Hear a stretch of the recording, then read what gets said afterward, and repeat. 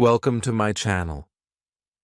Have you ever wanted to speak English but felt nervous or afraid to try? I know exactly how it feels. I remember the first time I tried to speak English. I was sitting on a train. Two women were speaking English, and I could not understand much. I wanted to talk to them, but I was scared. I did not know many words. I did not know if they would understand me. But I tried, and something amazing happened. They understood me, and it made me very happy. That small moment changed everything. Today, I want to share my story with you. I will tell you how I struggled, how I practiced, and how I finally learned to speak English confidently. If you want to speak English better, stay with me. You will learn tips and techniques that really work.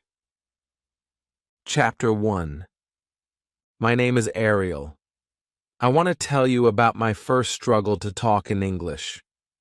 When I started learning English, I was very excited, but I was also very afraid. I knew some words. I knew basic grammar. I could read small texts. But when it was time to speak, everything disappeared from my mind. My heart started beating fast. My hands felt cold. I wanted to speak, but my mouth did not move. One day, I was sitting in a small cafe near my house. Two young men were sitting at the next table. They were speaking English. I could understand some words, but not everything. I wanted to join their conversation. I wanted to practice. I told myself, "This is your chance." But another voice in my head said, "What if you make mistakes? What if they laugh at you?" I stayed silent. I drank my coffee and listened. When they left, I felt sad. I felt angry with myself because I did not try. That day, I understood something very important. My biggest problem was not grammar. It was not vocabulary. My biggest problem was fear. I was afraid of making mistakes. I was afraid of looking foolish. Many English learners feel the same way. Maybe you also feel like this. You know some English, but you are scared to use it. The next week, I decided to change something. I told myself that I would speak at least one sentence in English every day. It did not matter if the sentence was simple. It did not matter if it had mistakes. I just wanted to speak. On Monday, I went to a small shop. The shop assistant greeted me in English because she saw my English book in my hand. She said, "Are you learning English?" I felt nervous again, but I smiled and said, "Yes, I am learning English. I am beginner." I knew it was not perfect. I knew I should say, "I am a beginner." But she understood me. She smiled and said, "That's great. Keep practicing." That small conversation was only 30 seconds long, but it was a big victory for me. For the first time, I spoke English to a stranger, and the world did not end. Nobody laughed. Nobody judged me. I walked home with a big smile on my face. I felt stronger. I felt more confident.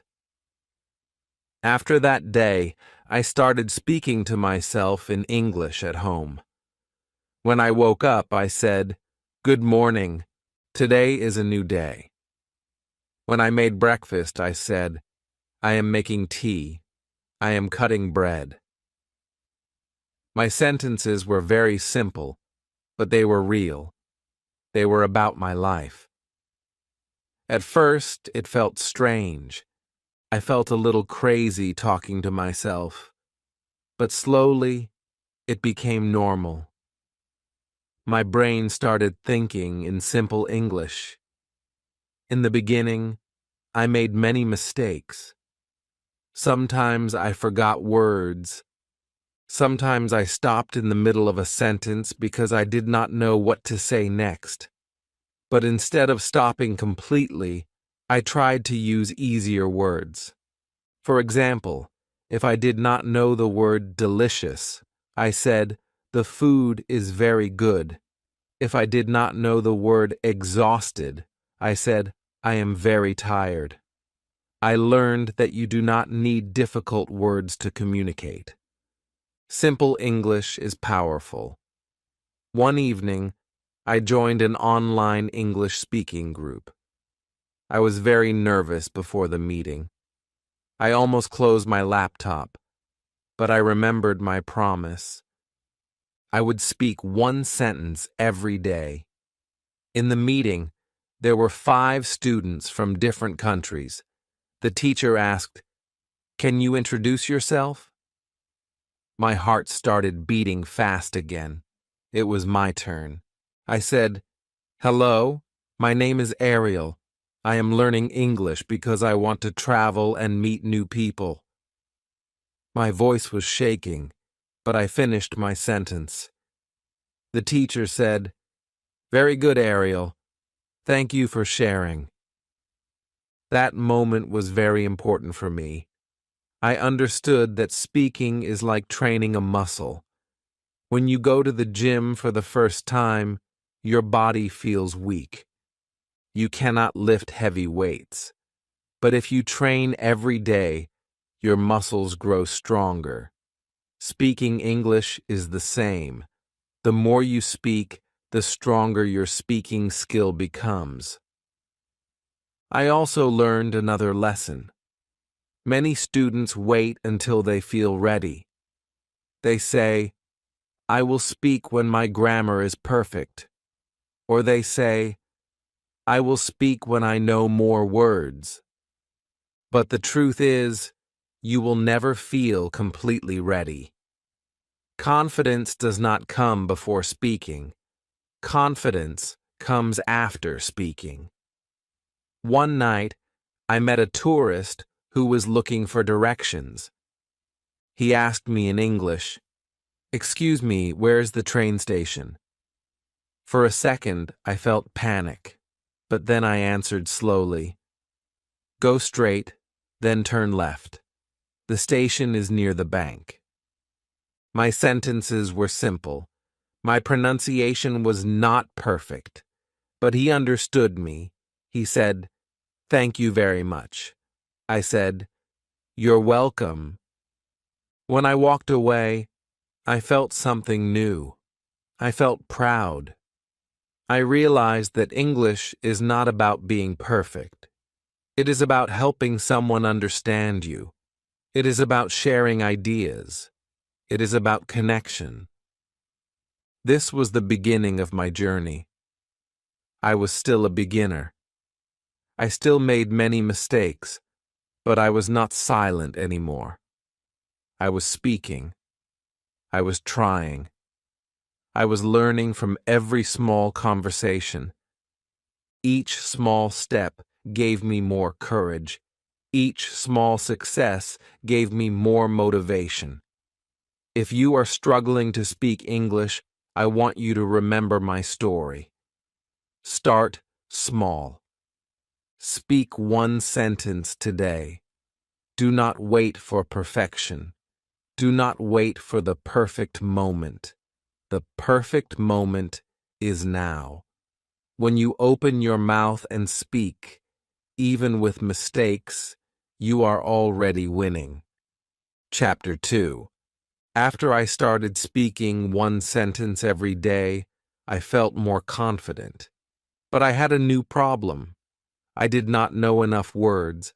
Sometimes I wanted to say something, but I did not have the vocabulary. I stopped in the middle of a sentence. I felt frustrated. I asked myself, how can I speak if I do not know the words? One day, I went to my English class. Our teacher asked us, "What is the best way to learn new words?" Many students gave different answers. One student said, memorize long word lists. Another student said, use flashcards. I listened carefully because I had the same question.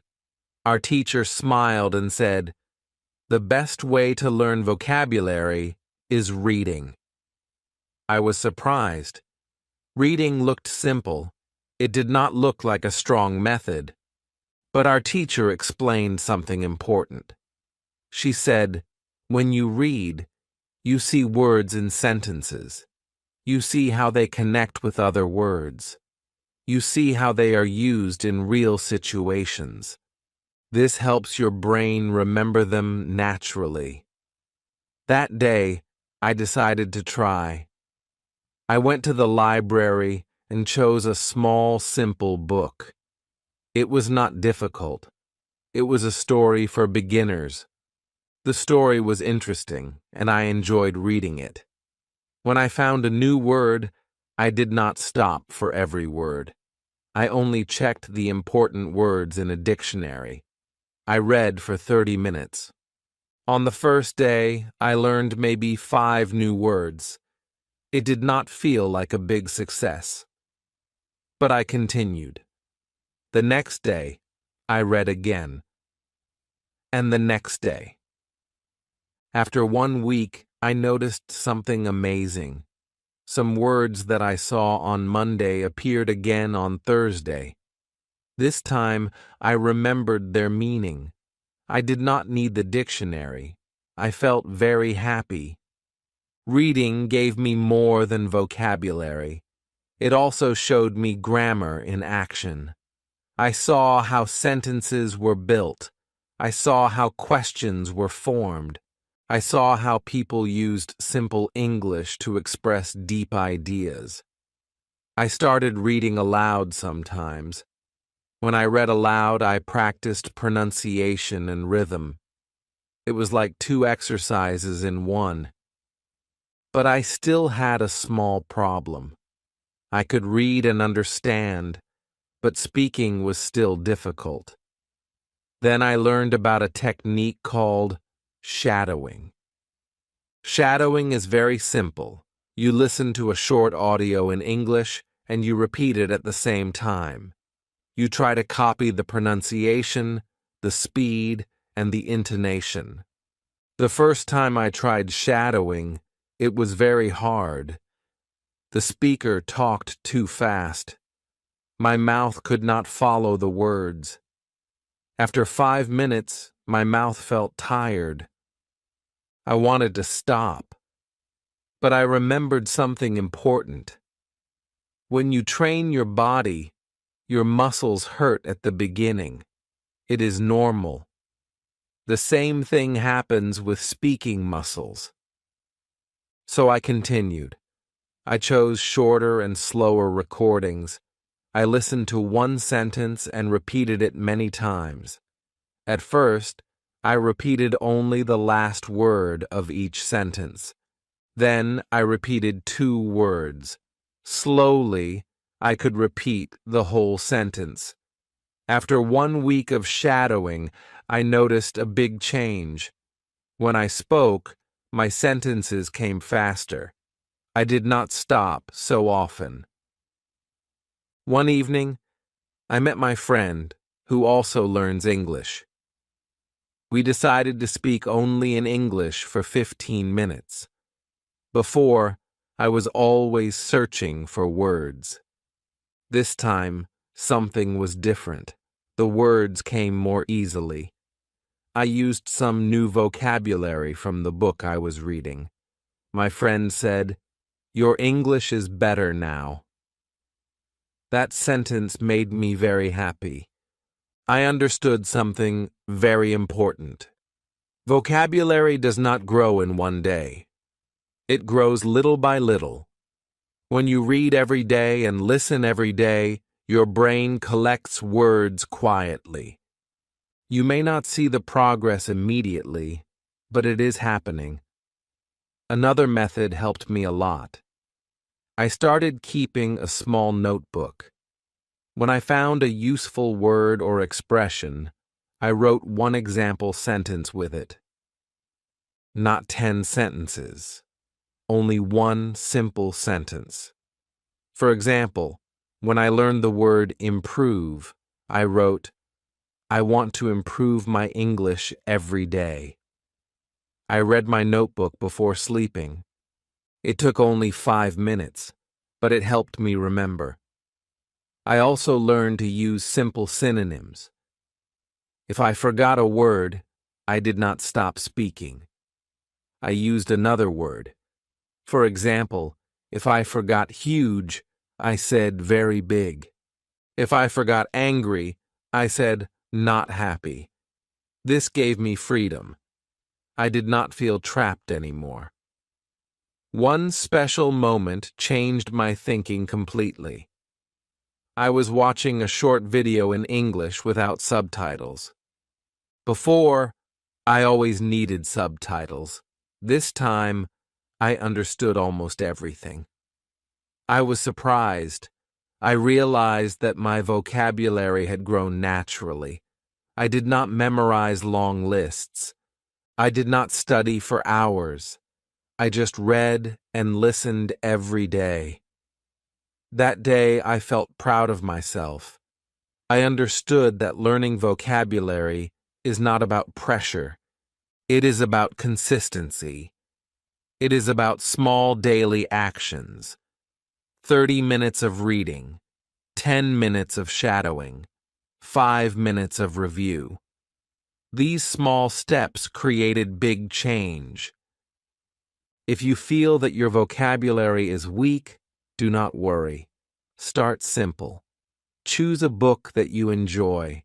Read every day, even if it is only a few pages. Listen to short audios and repeat them. Do not try to learn 50 words in one day. Learn 5 words, but see them many times. I am still learning new words every day. I am still reading. I am still practicing shadowing. Vocabulary learning never stops. But now I am not frustrated. I know the process works. I trust the process. If you want to grow your vocabulary, read, listen, and repeat. Do it every day. Be patient. One day, you will watch a video or have a conversation, and you will understand more than before. That moment will make you smile. That moment will show you that your hard work is working. Chapter 3. Even after I improved my vocabulary and practiced every day, I still had one big problem. I was afraid of making mistakes. When I spoke English, I was always thinking about grammar. I was thinking about tenses. I was thinking about word order. Because of this, I spoke very slowly. Sometimes I stopped in the middle of a sentence. Sometimes I said nothing at all. One day in class, our teacher asked a simple question. She said, "What did you do yesterday?" I knew the answer. I wanted to say, "I visited my friend and we watched a movie." It was not a difficult sentence, but in my head, I was checking everything. Is it visit or visited? Should I say watch or watched? While I was thinking, another student answered. I lost my chance. After the class, I felt disappointed. I knew the words, I knew the grammar, but I was too afraid to speak. That evening, I asked myself an important question. Why am I so afraid of mistakes? When I was a child and learning my first language, I made many mistakes. But I was not afraid. I spoke every day. I learned step by step. The next day, I decided to change my mindset. I told myself, mistakes are not my enemy. Mistakes are my teacher. It was not easy to believe this at first, but I wanted to try. A few days later, I had an opportunity to practice. I met a tourist in the city center. He was looking at a map and looked confused. I asked him in English, "Can I help you?" He smiled and said, "Yes, please. I am looking for the museum." I started explaining, but I made a mistake. I said, "Go straight and turn right in the traffic light." I knew it was wrong. It should be at the traffic light. For 1 second, I wanted to stop, but I continued speaking. I finished my explanation. He understood me. He said, "Thank you very much." When he left, I thought about my mistake.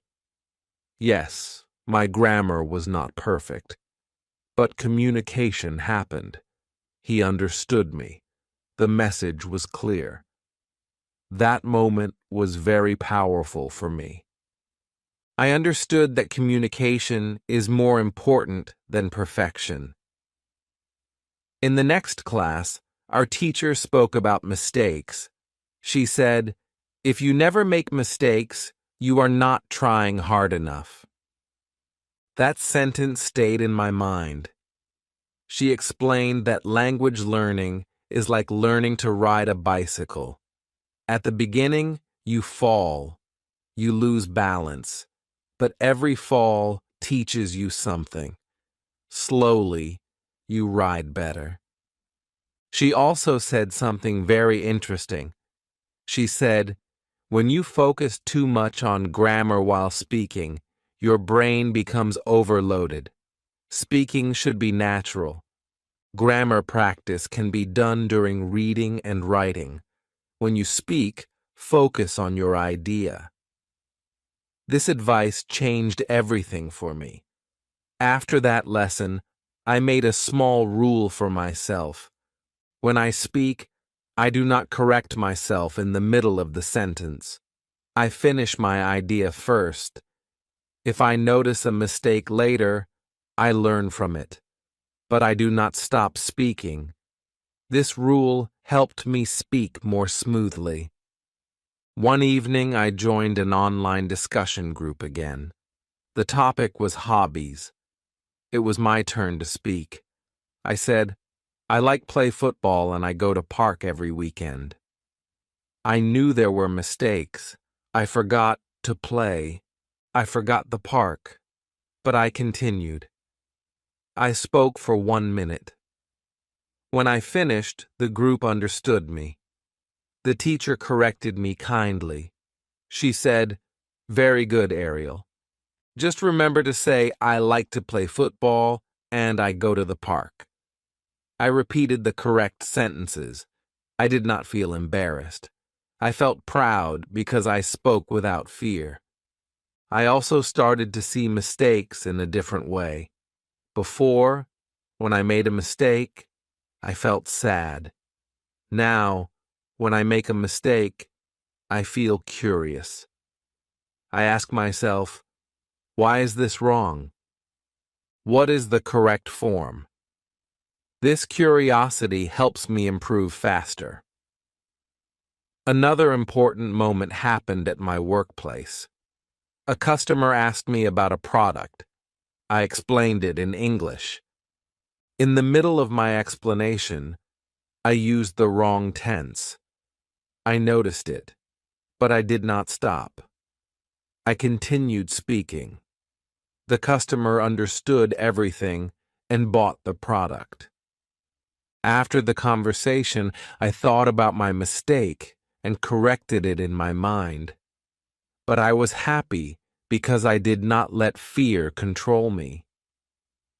Slowly, my confidence started to grow. I was not perfect, but I was brave. I understood that mistakes are part of the journey. Even native speakers make mistakes sometimes. Nobody speaks perfectly all the time. If you are afraid of making mistakes, I want to tell you something important. Your goal is not to be perfect. Your goal is to communicate. When you speak, you are practicing. Practice means improvement. Improvement means progress. Try this simple exercise. Every day, speak for 5 minutes about your day. Do not stop for mistakes. Just speak. Record yourself if you want. Listen later and notice 1 or 2 mistakes. Learn from them. But during speaking, focus only on your message. Today, I still make mistakes, but I am not afraid anymore. Mistakes do not stop me. They help me move forward. Every mistake is a small lesson. Every lesson makes me stronger. Remember this. If you wait until you are perfect, you will never speak. If you accept mistakes, you will grow. Speak with courage. Speak with simple words. Speak with confidence. Step by step, your English will become better. Chapter 4. After I learned to accept mistakes, I felt freer when I spoke English. But there was still something that bothered me. My pronunciation was not clear. Sometimes people asked me to repeat my sentences. Sometimes they did not understand me the first time. I felt disappointed. I wanted to sound more natural. I wanted my English to be clear and confident. One day in class, our teacher asked us to read a short paragraph aloud. When it was my turn, I read slowly. I tried to pronounce every word correctly. After I finished, my teacher smiled kindly. She said, "Ariel, your grammar is good. Your vocabulary is improving, but you need to work on pronunciation and rhythm." I felt a little embarrassed, but I was also thankful. I wanted to improve. After the lesson, I asked her, "How can I improve my pronunciation?" She told me about a technique called shadowing. She explained that shadowing means listening to a native speaker and repeating immediately, almost at the same time. She said it is like being a shadow.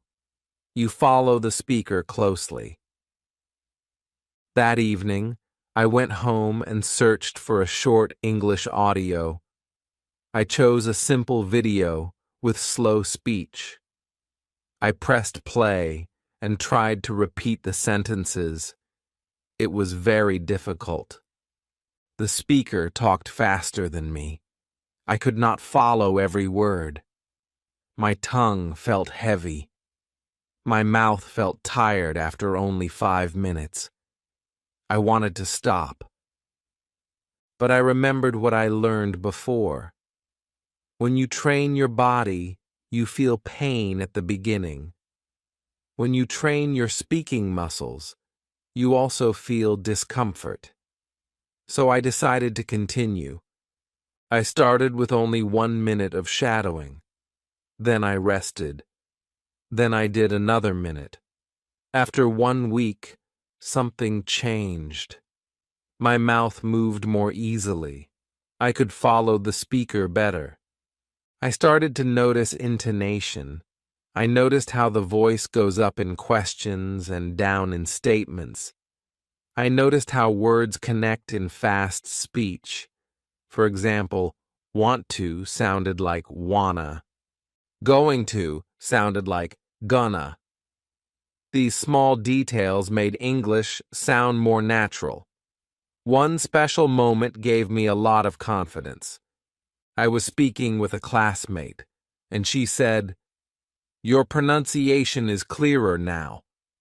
That small comment made me very happy. I realized that my daily practice was working. But I did not stop there. I also learned another powerful method. It was called thinking aloud. At first, I did not understand what it meant. My teacher explained, You think all day in your native language. Now try to think in English, and sometimes say your thoughts aloud. It sounded strange, but I wanted to try. The next morning when I woke up, I said softly, "I am waking up. I feel sleepy. Today I will go to work." When I was walking to the bus stop, I said, "The weather is nice. The sky is blue. I see many people." My sentences were simple, but they were real. In the beginning, it was difficult to think in English. My thoughts in my native language were fast and complex. In English, I had to make them simple. But this was a good exercise. It forced me to use the words I already knew. It trained my brain to react in English without translating. One day, something surprising happened. A tourist asked me for help again. This time, I did not translate in my head. I answered immediately.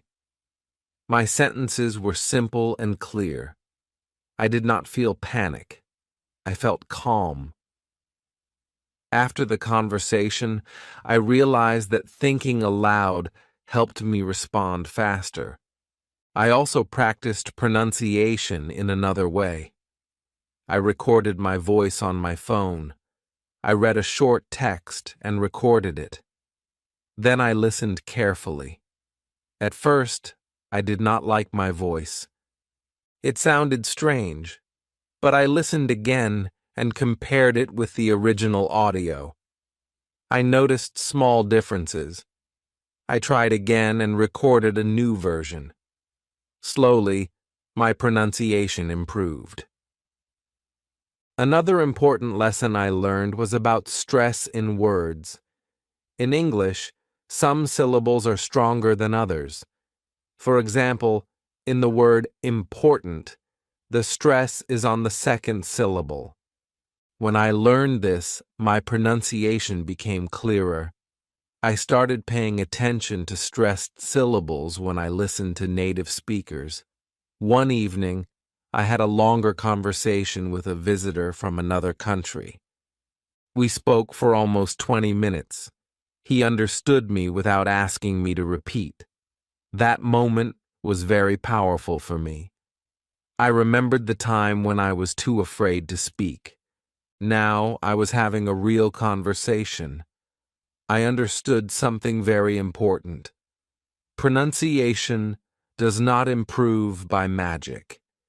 It improves with practice and patience. Shadowing trains your ears and your mouth. Thinking aloud trains your brain. Recording your voice helps you see your progress. If you want to improve your pronunciation, start small. Choose a short audio. Practice shadowing for 5 minutes every day. Think aloud about simple things in your daily life. Do not worry if you feel strange at the beginning. It is normal. Today I still practice shadowing sometimes. I still think aloud when I walk alone. These small habits keep my English strong. I am not perfect, but I am much better than before. Remember this. Clear pronunciation is not about sounding exactly like a native speaker. It is about being understood. When people understand you easily, you feel confident. And when you feel confident, you speak more. Step by step, your speaking becomes natural and strong. Chapter 5. After I improved my pronunciation and started thinking in English, something new happened in my life. English was no longer only a subject in my notebook. It became part of my daily life. I started to use English outside the classroom. This was a big step for me. It was exciting, but also a little scary. At that time, I was working part-time in a small cafe. In the beginning, I only spoke English in class. At work, I used my native language most of the time. But one day my manager said, "We will have many international customers this week. Ariel, can you help them in English?" My heart started beating fast. This was a real test. On the first day, a couple came into the cafe. They looked at the menu and seemed confused. I walked to their table and said, "Hello, can I help you?" They smiled and started asking questions about the drinks. They spoke fast and I did not understand everything. For a second, I felt nervous. But instead of panicking, I said, "Can you please repeat more slowly?" They repeated their question, and this time I understood. I explained the menu in simple English. I said, "This coffee is strong. This one is sweet. This cake has chocolate." My sentences were short and simple, but they were clear. The couple thanked me and ordered 2 coffees and 1 cake. When they left, they said, "Your English is very good." I knew it was not perfect, but I felt proud. That day, I learned an important lesson. Real-life practice is different from classroom practice. In real life, people speak fast. There is noise around you. You feel pressure, but this pressure makes you stronger. Every conversation is like training. After that, I decided to use English more often at work. Even when I was not sure, I tried. Sometimes I made mistakes. Once I said, "You want sugar?" instead of, "Do you want sugar?" I noticed the mistake later, but the customer understood me. Communication happened. That was the most important thing. I also started using English in small daily situations. When I watched videos online, I turned off subtitles. When I listened to music, I tried to understand the lyrics. When I walked alone, I described what I saw in English. I said, "There is a big tree. A child is playing. The car is moving fast." These small sentences trained my brain. One weekend, I joined a local sports club where many foreigners played football. At first, I was quiet. I was afraid I would not understand them. But during the game, one player shouted, "Pass the ball!" I understood immediately. I passed the ball. Later, I said, "Good job." We started talking during breaks. We spoke about football, weather, and work. The conversation was simple, but it was real. That day, I felt something different. I was not translating in my head anymore. Words came more naturally. I was reacting in English. It was not fast like a native speaker, but it was smooth. I realized that using English daily was changing my mind slowly. Another important moment happened when a customer at the cafe asked me for directions in detail. Before, I would give short answers. This time, I explained clearly. I said, "Go straight for 2 blocks, then turn left at the traffic light. You will see a big building on your right." I spoke for almost 1 minute without stopping. After the conversation, I felt proud of my progress. Using English daily also helped me discover my weaknesses. Sometimes I did not know specific words. For example, I did not know how to explain certain food ingredients. Instead of feeling frustrated, I went home and searched for those words. The next time, I was ready. Real conversations showed me what I needed to learn. I also understood that English is not about difficult grammar rules. It is about communication. When you use English every day, you stop thinking about rules. You start thinking about meaning. You focus on your message. Of course, there were days when I felt tired. There were days when I did not want to practice. But I remembered how far I had come. I remembered the boy who was too afraid to speak in a cafe. Now, I was speaking with customers, tourists, and teammates. That memory gave me motivation. If you want to improve your English, do not keep it inside your books. Take it into your life. Speak in small situations. Ask simple questions. Answer with short sentences. Listen carefully. Repeat what you hear. Practice does not need to be perfect. It needs to be regular. Today, English feels natural to me. It is part of my routine. I still learn new words.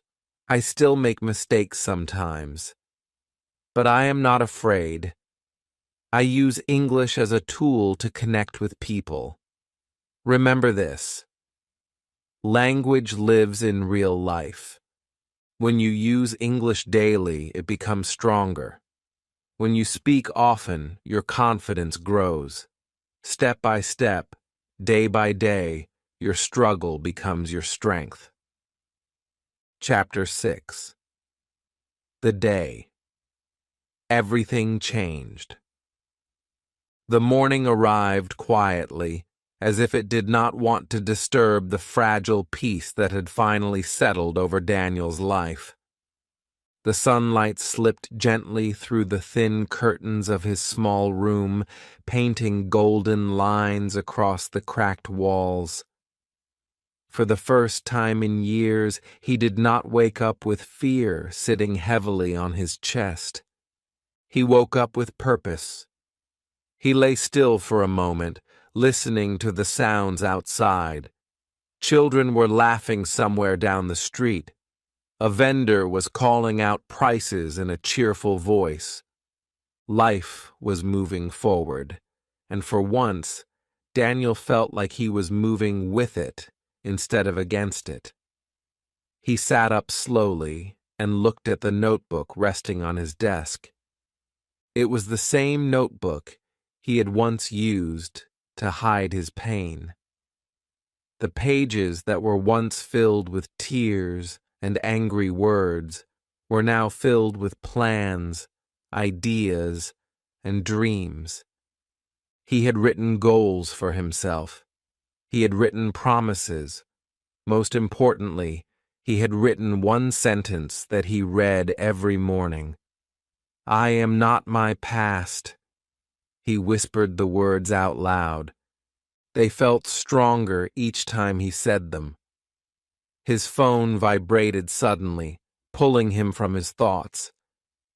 It was a message from Mr. Harris, his English teacher.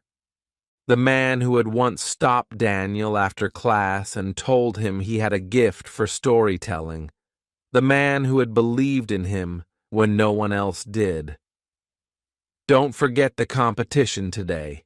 Be there by 10 a.m. Proud of you." Daniel stared at the message, his heart pounding faster. The city-wide writing competition. Months ago, he would have laughed at the idea of standing on a stage and reading his story to strangers. He would have said he was not good enough. He would have said people like him did not win things. But people change. He got dressed carefully, choosing his cleanest shirt and pressing it with his hands to smooth out the wrinkles. He looked at himself in the mirror. The boy staring back at him still carried the scars of his past, but there was something new in his eyes. Confidence. As he stepped outside, the air felt different. Not because the world had changed, but because he had. The community hall was already crowded when he arrived. Students from different schools stood in small groups, holding papers and whispering nervously. Some looked confident, others looked terrified. Daniel felt both emotions at the same time. Mr. Harris spotted him and walked over with a wide smile. "I knew you would come," he said. Daniel nodded. "I almost didn't." "But you did," Mr. Harris replied softly. "That is what matters." They sat together near the back while the competition began. One by one, students walked onto the stage and read their stories. Some were funny, some were dramatic, some were poetic. Daniel listened carefully, but his mind kept drifting to his own story. It was not just a story. It was his life. When his name was finally called, his legs felt heavy. For a second, he thought about staying seated. He thought about pretending he did not hear them. The old fear tried to crawl back into his heart. Then he remembered the notebook. He remembered the sentence. "I am not my past." He stood up. Each step toward the stage felt like a victory. The lights were bright, and the audience was larger than he expected. Faces blurred together as he reached the microphone. His hands trembled slightly as he unfolded his paper. He took a deep breath, and he began. He spoke about a boy who grew up feeling invisible, a boy who believed the cruel words spoken to him at home, a boy who thought pain was normal. He spoke about loneliness, about silent tears at night, about wishing to disappear. The room grew quiet. Then he spoke about a teacher who noticed him, about the power of one kind sentence, about discovering that words could build bridges instead of walls.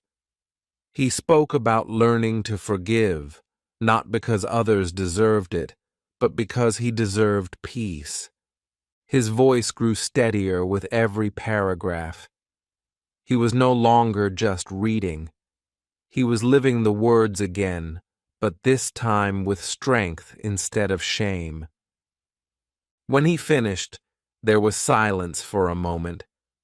A long, deep silence. Then the applause began. It was not polite clapping. It was loud. It was powerful. It was real. Daniel blinked back tears as he stepped away from the microphone. He did not know whether he would win. At that moment, it did not matter.